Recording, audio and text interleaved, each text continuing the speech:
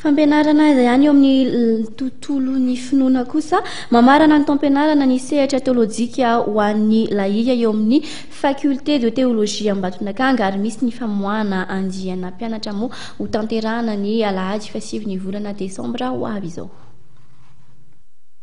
Efa mamarana ny taom-pianarana ny sehatra teologika ho an'ny laika na Setela ao amin'ny Faculté de Théologie Ambatonkanga amin'izao fotoana izao. Amin'ny alahady 9 Desambra amin'ny 2:00 no anomboka ny fanompoam-pivavahana izay anatanterahana ny famoahana ireo andiany manaraka. Izany dia atao amin'ny FJKM Tranovato Ambatonkanga. Ny fotoana izay anatanterahana ny famoahana ireo mpianatra navita amin'ny fifarany tao misehatra teologika ho an'ny laika afoezina amin'ny anarana hoe Setela ao amin'ny toeram-panomanana tany Ambatonkanga na ny Faculté de Théologie FJKM Ambatonkanga izany.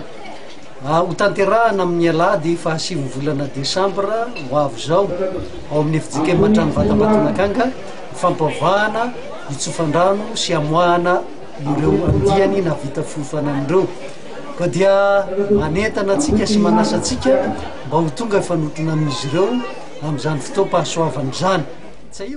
Asaina ary ny kristianina rehetra indrindra fa ireo efa nandalo tao amin'ny Setela mba hanatrika ny fotoam-pamoahana mpianatra amin'ny alahady 9 Desambra amin'ny 2 tolakandro ao Ambatonkanga.